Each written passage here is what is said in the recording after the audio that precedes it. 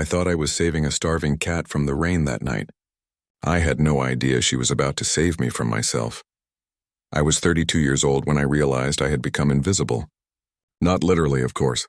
I still showed up at the office every day, still nodded at my neighbors in the hallway, still went through all the motions of being a functioning adult. But somewhere along the way, I had stopped really living. I had become a ghost in my own life. My apartment reflected exactly who I had become. Clean, organized, and completely empty of warmth. 2 bedrooms in a decent neighborhood in Portland, but I only used one. The other had become a storage room for boxes I never unpacked and exercise equipment I never used. My kitchen was spotless because I barely cooked. My living room looked like a furniture showroom because nobody ever sat on the couch except me. The breakup had happened 3 years ago, but it felt like yesterday. She had been my entire world, or at least I thought she was. When she left, she took more than just her belongings. She took my confidence, my ability to trust, and somewhere in the process, my willingness to let anyone get close again. I had built walls so high that even I couldn't see over them anymore. My routine was simple and painfully predictable. Wake up at 6:30, make coffee, shower, drive to work. Sit at my desk writing code for 8 to 10 hours. Drive home. Heat up something from the freezer. Watch television without really watching it. Go to bed. Repeat. Weekends were just longer versions of evenings. Sometimes I'd go to the gym and lift weights in complete silence, headphones in, avoiding eye contact with everyone around me. My younger sister kept calling. She meant well, always trying to set me up with her friends or coworkers. You need to get back out there, she'd say. It's been 3 years. You can't hide forever. But I wasn't hiding, I told myself. I was just being careful. I was protecting myself from going through that pain again. That's what I believed anyway. It was a Thursday evening in late October when everything changed. The rain was coming down hard, the kind of heavy Portland rain that sounds like drumming on the roof. I had just gotten home from another long day at work, my mind still buzzing with lines of code and project deadlines. I was fumbling with my keys at the door, grocery bag in one hand when I heard it. A small sound, almost like a squeak. I looked down the hallway. Nothing. I shrugged it off and pushed my key into the lock. Then I heard it again. This time it was more desperate. A cry, maybe. I froze and listened carefully. There it was again, and it was coming from right outside my door. I set down my grocery bag and looked around carefully. That's when I saw her. Pressed against the wall near the corner, soaking wet and shaking, was a cat. She was small, with orange and brown striped fur that was matted down from the rain. Her eyes were huge, reflecting the hallway light, and she looked absolutely terrified. Hey there, I said softly, crouching down. She pressed herself harder against the wall, making herself as small as possible. I could see her ribs through her wet fur. This wasn't someone's pampered pet that had accidentally gotten out. This was a cat that had been surviving on the streets for a while. I stood up slowly and unlocked my door, leaving it open. Then I went to my kitchen and opened a can of tuna. The smell filled my apartment immediately. I walked back to the doorway and set the can just inside my apartment, then backed away. For a long moment, nothing happened. The cat stayed pressed against the wall, watching me with those wide, frightened eyes. I started to think she was too scared to move. But then hunger won over fear. She crept forward, one tiny step at a time, her belly low to the ground like she was ready to bolt at any second. She reached the tuna and started eating so fast I worried she might choke. I watched from my kitchen, keeping my distance. When she finished, she looked up at me, then darted under my couch before I could even move. I closed the door quietly. My lease clearly stated no pets allowed. I had signed the agreement 3 years ago and never thought twice about it, because I had never wanted a pet. Pets meant responsibility. They meant commitment. They meant caring about something beyond yourself. All things I had been carefully avoiding. But as I stood there in my quiet apartment, knowing there was a terrified, starving cat hiding under my couch, I couldn't bring myself to put her back outside. Not in that rain. Not in her condition. I told myself it was just for the night. Just until the rain stopped. Then I'd figure out what to do with her. I set out a bowl of water and another small plate of tuna near the couch. Then I went to my bedroom and closed the door. I could hear small movements in the living room. Soft footsteps, the sound of her eating again. Then silence. That night I lay in bed staring at the ceiling, thinking about that cat. She reminded me of something. though I couldn't quite put my finger on what. The way she had pressed herself against that wall, trying to become invisible. The way she had looked at me with such fear, even though I was trying to help. The way she had hidden the moment she felt safe enough to stop running, and then it hit me. She reminded me of myself. I had been doing the exact same thing for 3 years, pressing myself against the walls of my own life, trying to disappear. Too afraid to accept help, too hurt to trust anyone, hiding in my own apartment, in my own routine, in my own carefully constructed loneliness. I fell asleep with that thought turning over in my mind. And for the first time in a long time, I dreamed about something other than the past. The next morning, I woke up and remembered the cat. For a moment, I wondered if I had dreamed the whole thing. But when I opened my bedroom door, the evidence was clear. The tuna was gone, the water bowl was half empty, and there were small wet paw prints dried on my hardwood floor. I looked under the couch. 2 glowing eyes stared back at me from the darkness. She was still there, still scared, but she was there. I called in sick to work. I never called in sick. In 3 years at that company, I had used maybe 2 sick days total. But that morning, I knew I had something more important to do. I needed to figure out what to do with this cat. First, I made flyers. Found cat in big letters at the top with a description and my phone number. I printed 20 copies and spent the morning walking around my neighborhood in the drizzle, taping them to telephone poles and community boards. Part of me hoped someone would call. Part of me hoped no one would. When I got back, I put out more food and fresh water. The cat was still under the couch. I sat on the floor several feet away and just talked to her. I felt ridiculous at first, talking to a cat that couldn't understand me and was probably too scared to care. But I kept going anyway. I don't know what happened to you, I said quietly, but I know what it's like to be scared, to not trust anyone, to think that if you just make yourself small enough, maybe the pain won't find you. The cat didn't move, but I swear her ears twitched slightly. I kept talking, telling her about my day, about work, about how weird it felt to have another living thing in my apartment. After about an hour, I got up and went about my day, leaving her to her hiding spot. This became our pattern. Every morning before work, I'd put out food and water. Every evening, I'd come home and sit near the couch talking to her. I started calling her Luna after I caught a glimpse of her eyes glowing in the moonlight one night. She never came out when I was watching, but the food always disappeared, and gradually she started hiding in different spots. Under the couch, behind the TV stand, in the corner of the kitchen. 2 weeks passed. I got no calls about the flyers. Part of me was relieved. I had started buying actual cat food instead of just tuna. I bought a litter box and set it up in the bathroom. I even bought a small cat bed, though I knew she'd probably never use it. My sister visited one Saturday afternoon. She noticed the changes immediately. The cat supplies. The fact that I was actually home on a weekend instead of wandering around the gym or the grocery store to kill time. "Is that a litter box?" she asked, pointing toward the bathroom. "Maybe," I said. "You have a cat?" "Since when?" "You don't even like cats. I found her in the hallway. She was starving and it was raining. I'm just keeping her until I find the owner." My sister gave me a look. The kind of look that said she knew I was lying to myself. "And how long have you been just keeping her?" 2 weeks. "Uh-huh. And have you actually tried to find the owner?" I put up flyers. "Right." She walked over to the couch and peered underneath. Luna was in her usual spot, watching us. "Hey there, little one. You're pretty cute." "What's her name?" "Luna." "Oh, so she has a name now?" "A name that you gave her? But you're definitely giving her back to her owner, who you're definitely looking for." I didn't answer. My sister sat down next to me on the couch and her voice got softer. "You seem different. Better somehow, less—" She searched for the word. "Less what?" "Less haunted. You've seemed haunted for 3 years. Like you're not really here. But today you seem more present." "Is it because of the cat?" I thought about it. She was right. Something had shifted. I was coming home from work, eager to see if Luna had moved to a new hiding spot.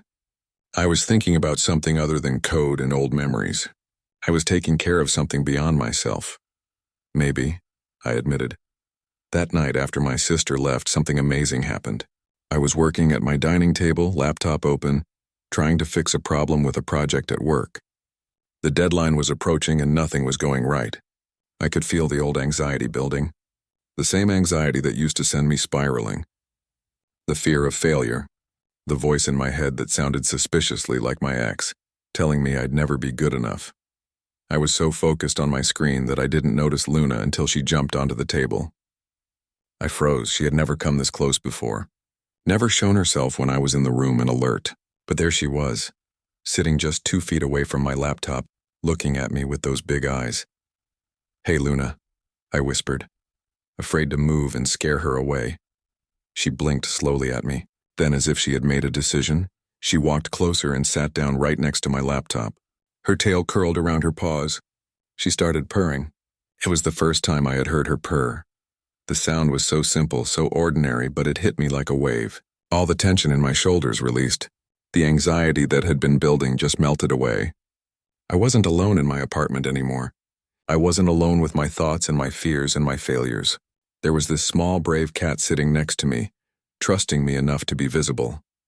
I reached out slowly and touched the top of her head with one finger. She flinched slightly but didn't run. I scratched gently behind her ear and her purring got louder. "Thank you," I whispered to her. I don't know if she understood, but it didn't matter. Something had changed between us. She had decided I was worth trusting at least a little bit, and in that moment I decided something too. I took down my found cat flyers the next day. 1 month after I found Luna, my life looked completely different. Not in any obvious way. I still went to work, still lived in the same apartment, still followed roughly the same routine.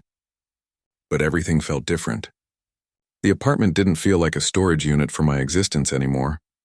It felt like a home. Luna was still cautious, still skittish around sudden movements, but she had come so far. She'd greet me at the door when I came home from work, meowing softly. She'd sit near me while I watched television, not quite touching but close enough. She had her favorite spots, the windowsill where she could watch birds, the top of the bookshelf, and increasingly the foot of my bed. But she had never come fully into my bedroom when I was there. The bedroom was still my space, and she seemed to respect that boundary. Until one night when everything changed. It had been the worst day I'd had in months. A project I'd been working on for half a year had failed, not because I did anything wrong, but because the client changed their mind about what they wanted at the last minute. 6 months of work gone. My boss had been understanding, but I couldn't help feeling like I had failed somehow. The worst part was that it brought back all the old feelings. My ex used to criticize my work constantly. She'd say I wasn't ambitious enough, wasn't successful enough, wasn't enough, period. I thought I had moved past those feelings, but that day they all came rushing back like a flood. I drove home in silence, not even turning on the radio. When I got to my apartment, Luna greeted me as usual, but I barely acknowledged her. I went straight to my bedroom, didn't even change my clothes, just lay down on top of the covers and stared at the ceiling. The thought spiraled in my head. Maybe my ex was right. Maybe I wasn't good enough. Maybe I'd never be good enough. Maybe that's why she left. Maybe that's why I was alone. Maybe I deserved to be alone. I don't know how long I lay there. An hour? 2? The room grew dark as the sun set. I didn't turn on any lights. I just lay there in the darkness with my thoughts, then I heard it. The soft creak of my bedroom door. I had left it slightly open and now it was opening wider. I turned my head and saw Luna's silhouette in the doorway. She stood there for a moment, perfectly still, as if she was making a decision. Then she walked in. Slowly, carefully, she crossed the floor toward my bed. She had never done this before. Never entered my room while I was in it. Never approached me when I was lying down. She jumped onto the bed with a soft thud. I could barely see her in the darkness, but I could hear her purring. She walked across the comforter, her paws making tiny indentations, and then she did something that broke me completely. She climbed onto my chest, not just near me, not just beside me, directly on my chest. She circled once, twice, then settled down, her warm little body rising and falling with my breath. Her purring got louder, vibrating against my ribcage. I couldn't hold it in anymore. I started crying. Not just a few tears, but real deep sobs that I had been holding back for 3 years. Luna didn't run. She didn't even flinch. She just stayed there, her weight grounding me, her purring a constant reminder that I wasn't alone. I cried for the relationship that had broken me. I cried for all the time I had wasted hiding from life. I cried for that scared, wet cat I had found in the hallway and for the scared, lonely person I had become. I cried until I had nothing left, and through it all, Luna stayed. Her small body, her gentle purring, her simple presence said everything I needed to hear. You're not alone. You're worthy of love. "You're gonna be okay." I fell asleep like that with Luna on my chest and dried tears on my face. When I woke up a few hours later, she was still there. She had stayed the entire time. This small, abandoned cat who had every reason not to trust anyone had chosen to comfort me when I needed it most. I lifted my hand slowly and stroked her soft fur. She opened one eye, looked at me, then closed it again and went back to sleep. In that moment, I realized something important. Luna hadn't just learned to trust me. I had learned to trust her too. And maybe, just maybe, I could learn to trust again in general. The next morning, Luna followed me around the apartment. When I made coffee, she sat on the counter watching me. When I took a shower, she waited outside the bathroom door. When I got dressed for work, she sat on the bed, grooming herself. As I was leaving, I crouched down and scratched under her chin. "Thank you," I told her. "For last night. For staying." She bumped her head against my hand, purring loudly. I left for work feeling lighter than I had in years. The project had still failed. My past was still my past. But somehow it didn't feel like the end of the world anymore. That night, Luna slept on my chest again. And the night after that, it became our new routine. No matter what happened during the day, no matter how stressed or anxious I felt, I knew that when I lay down in bed, Luna would come to my room, climb onto my chest, and remind me that everything would be okay. She was teaching me something important. She was teaching me that healing doesn't happen all at once. It happens in small moments, in tiny acts of trust, in the decision to show up day after day, even when you're scared. Even when you've been hurt before, Luna had been abandoned. She had been starving and scared and alone, but she hadn't let that define her forever. She had decided to trust again, to love again, to try again. And if she could do that after everything she'd been through, maybe I could too. The weeks turned into months and life with Luna became my new normal. She wasn't just a cat I was taking care of anymore. She was family. She had her own personality, her own quirks, her own way of communicating with me. She'd meow loudly when her food bowl was empty. She'd bring me her toy mouse at exactly 8 p.m. every night, demanding we play. She'd curl up in the bathroom sink while I brushed my teeth, for reasons I never quite understood. But the most important thing was our nighttime routine. Every single night, without fail, Luna would come to my room, climb onto my chest, and sleep there until morning. It didn't matter if I went to bed early or late, if I'd had a good day or a terrible one. She was always there. My sister noticed the change in me during one of her visits. "You're smiling more," she said. "I can't remember the last time I saw you smile this much." She was right. I was smiling more, laughing more, living more. Luna had cracked open the shell I'd built around myself, and slowly, the rest of the world was starting to seep back in. I started talking to my coworkers during lunch instead of eating alone at my desk. I joined a gym class instead of just lifting weights in isolation. I even went to a few social events that I would have normally avoided. Nothing dramatic, just small steps toward becoming a part of the world again. And then I did something I thought I'd never do. I started dating again. It wasn't anything I planned. I was at a coffee shop one Saturday morning, working on my laptop when someone asked if they could share my table. The place was packed, and I said yes without really thinking about it. We started chatting, and I found myself telling her about Luna, about how I'd found this scared, starving cat, and how she had somehow saved me instead of the other way around. Her name was Katie, and she worked at a veterinary clinic. She loved animals, obviously, and she seemed genuinely interested in Luna's story. We talked for 2 hours. When I finally looked at my laptop, I realized I hadn't typed a single word. She gave me her number, and I actually used it. We went on a date. Then another. Then another. Nothing rushed, nothing forced. Just two people getting to know each other. And the crazy thing was, I wasn't scared. The old me would have panicked, would have found reasons to push her away before she could hurt me. But something had changed. Luna had taught me that trust was possible. That opening yourself up to being hurt was worth the risk if it meant you could also open yourself up to being loved. Every night when she climbed onto my chest, she was making herself vulnerable.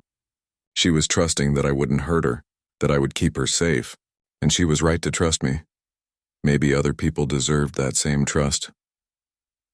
Katie came over to meet Luna after we'd been dating for a few weeks. I was nervous. Luna had never met any of my friends or dates. She was still cautious around my sister. What if she hid the entire time? What if she didn't like Katie? It felt ridiculous to care so much about whether my cat approved of the woman I was dating. But I did. Luna was sitting on the windowsill when Katie arrived. She watched us carefully as we sat on the couch. I could tell she was evaluating this stranger in her space. "Hey there, Luna," Katie said softly, not trying to approach or pet her. "I've heard a lot about you. Your dad here says you're pretty special." Luna's ears twitched. She jumped down from the windowsill and walked over, sniffing cautiously.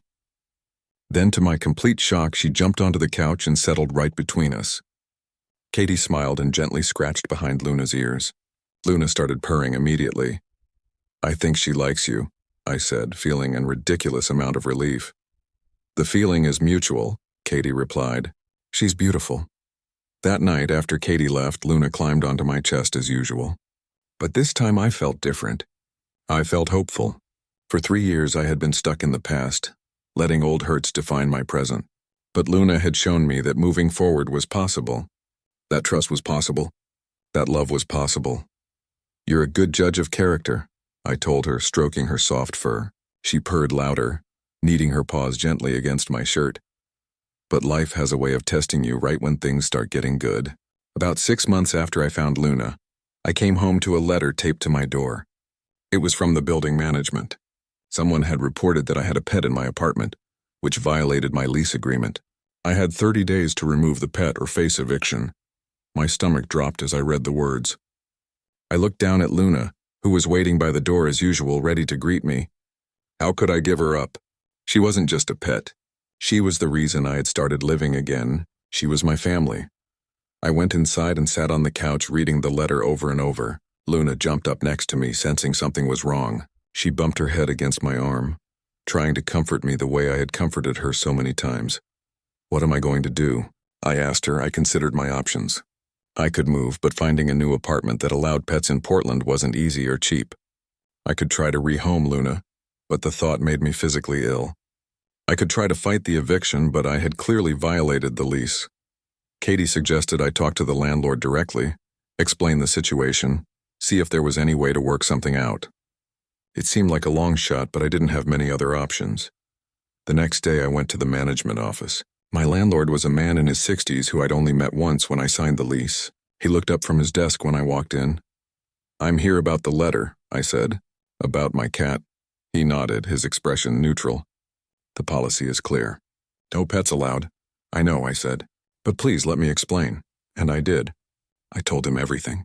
About finding Luna in the hallway, scared and starving. About how I'd been in a dark place when I found her. How I'd been stuck for 3 years after a bad breakup. About how taking care of her had helped me start living again. About the night she climbed onto my chest and I realized I wasn't alone anymore.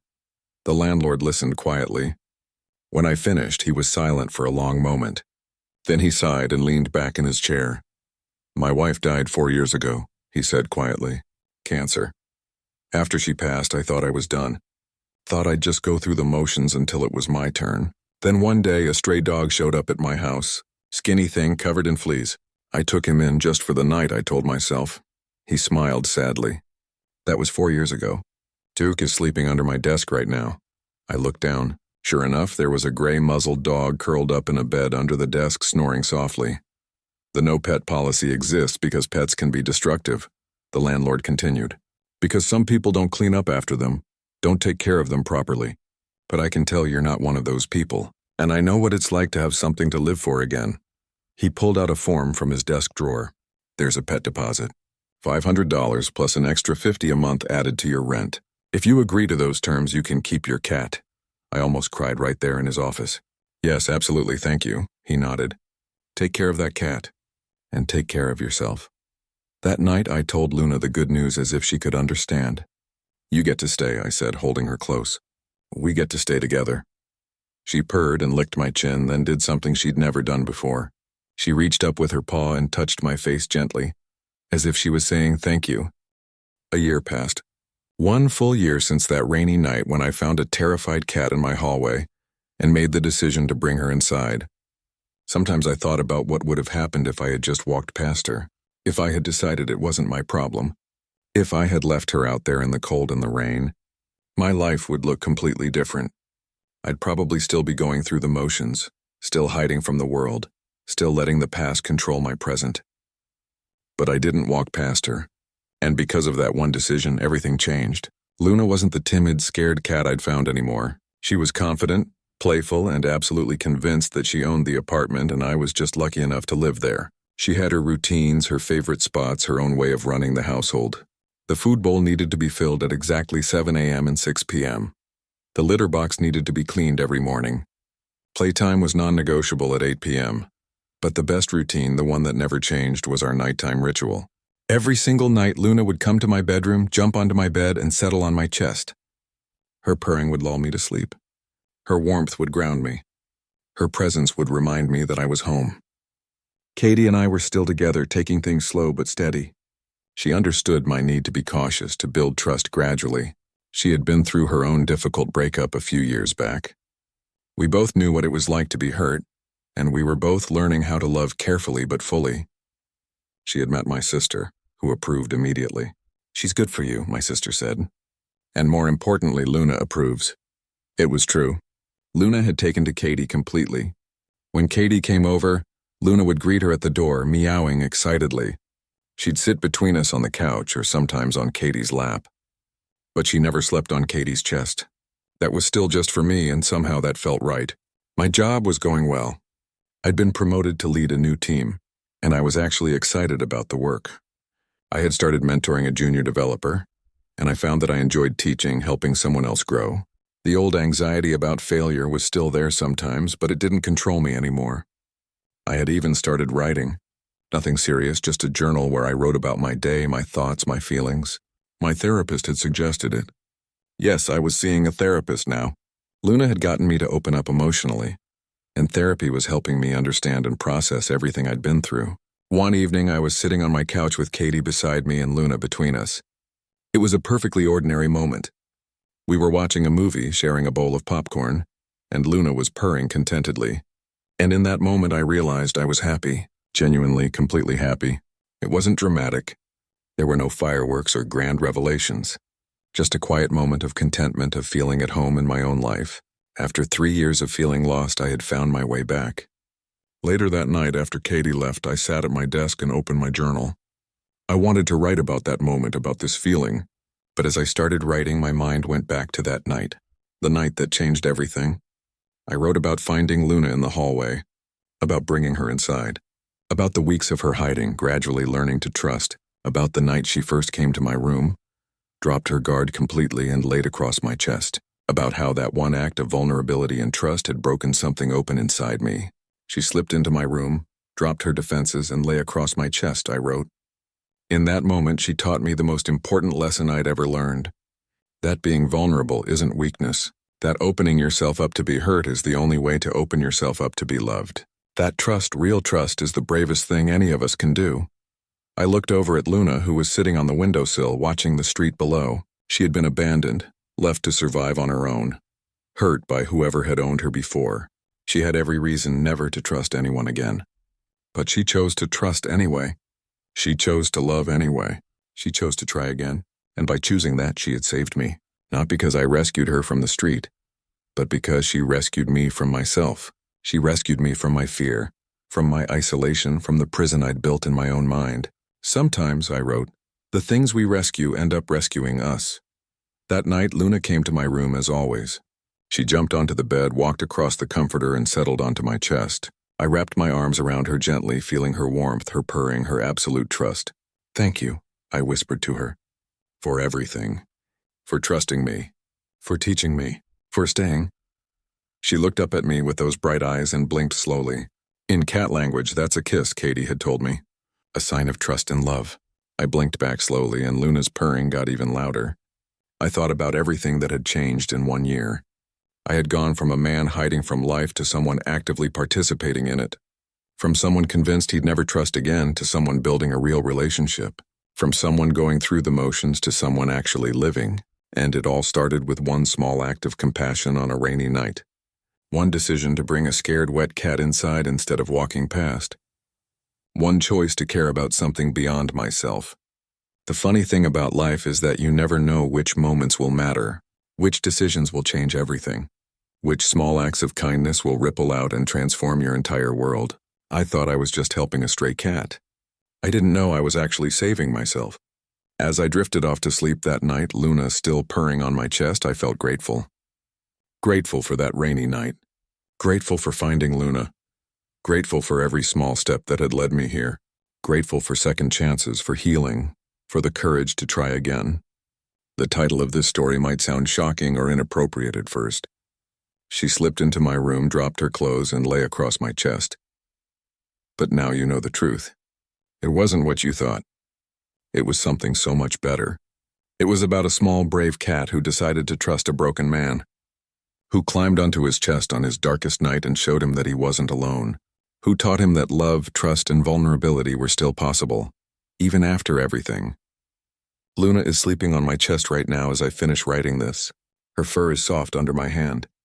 Her purring is steady and calm. Her trust in me is absolute. And I trust her the same way. If you're reading this and you're in a dark place, if you're hiding from life, if you think you're too broken to heal, I want you to know something. You're not alone, and healing is possible. Sometimes it comes from the places you least expect. Sometimes it comes in the form of a scared, wet cat on a rainy night. Be open to it. Be brave enough to help when you see someone in need. Be vulnerable enough to accept help when it's offered. And most importantly, be willing to trust again, even when you've been hurt before. Because the truth is, we're all a little bit like Luna. We've all been hurt. We've all been scared. We've all wanted to hide and make ourselves invisible. But we're also all capable of incredible bravery, of choosing to trust, of choosing to love, of choosing to lay across someone's chest and say, I'm here. You're not alone. We're going to be okay. That's what Luna taught me. That's what she gives me every single night. And that's what I want to share with you. So yes, she slipped into my room, dropped her guard, and lay across my chest. And in doing so, she changed my life forever. She taught me how to live again, how to trust again, how to love again, and I'll be grateful for that for the rest of my life.